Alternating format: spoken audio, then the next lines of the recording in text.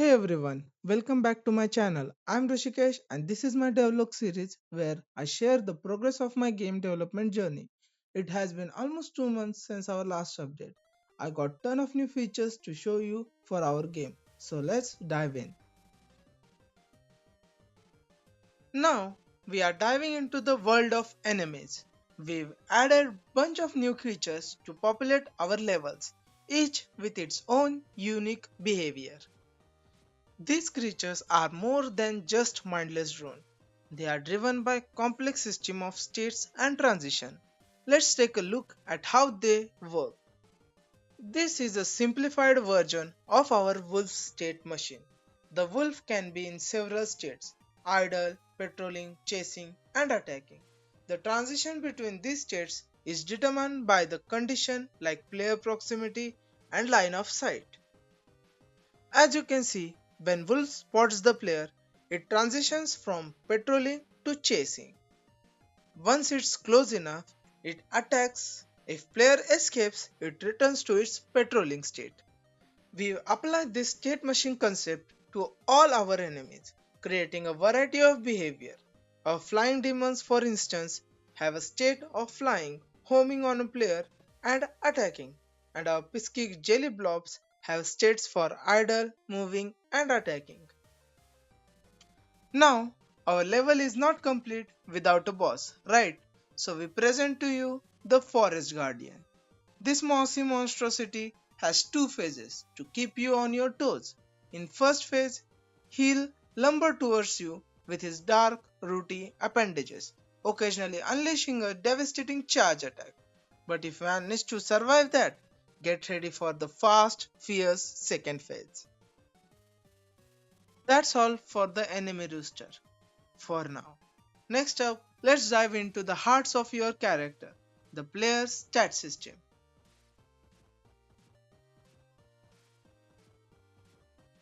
I have developed an comprehensive stat system for player.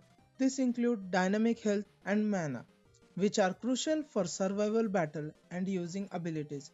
Let me show you the code behind it and how it works in game. I've used scriptable objects for our health, weapon, magic, etc. as it is not affected by scenes and can be easily transferred from level to level. For our current health, I have implemented a heart system inspired by my favorite game, Legend of Zelda.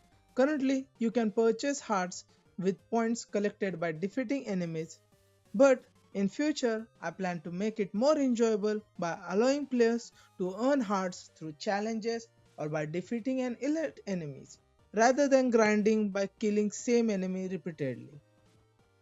In combat, after taking damage, health can be regained using an healing spell that restores 1 heart per cast.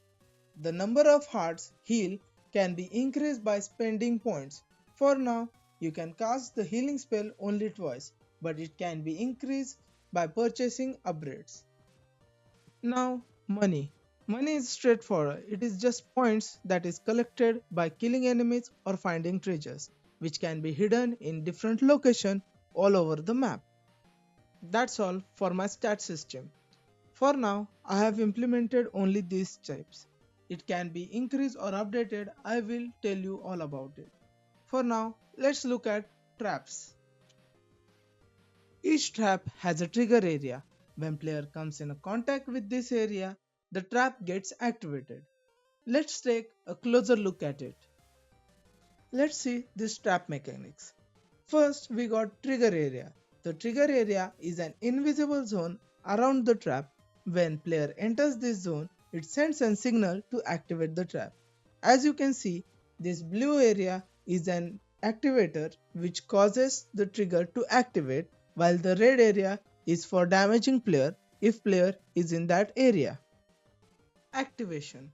Once triggered, a spike shoots up from the ground, dealing damage to the player if they are in range. The timing and speed of the spike can be varied to increase the challenge. Damage. The player takes damage based on the type of spike trap they encounter. Long spike might deal more damage compared to short spikes, adding a strategic element to navigation through these areas. Here's a demonstration. As you can see, a player must be cautious and quickly avoid taking damage.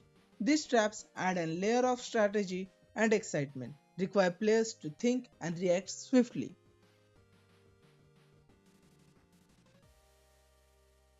To give game more immersive feel, I have implemented a parallax effect for the background. This makes the environment feel more dynamic and alive.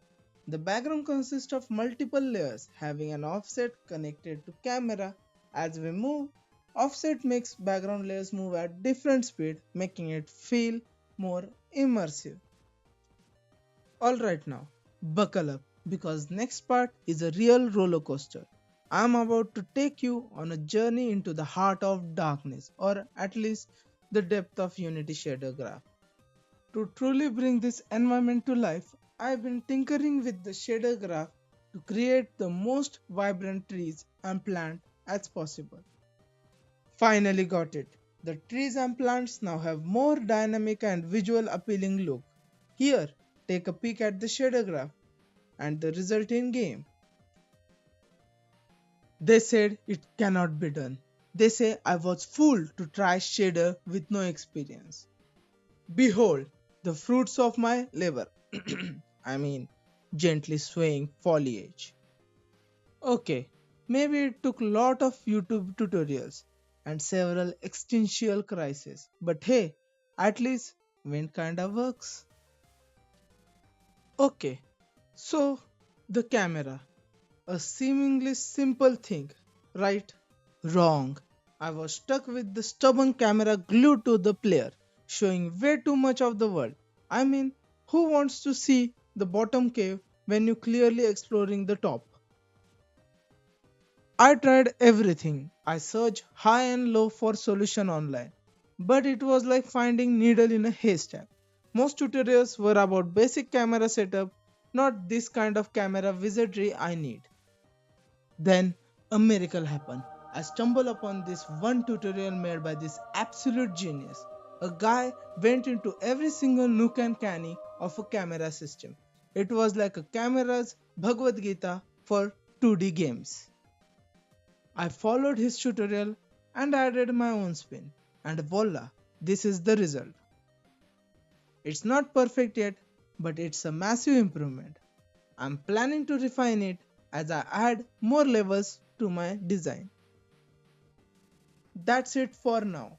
If you enjoyed this video, please give it a thumbs up and subscribe to stay updated. Also, hit that bell icon so you don't miss any further devlogs. Let me know in the comments what you think about these new features and feel free to ask any questions. Thank you for watching and I'll see you in next devlog.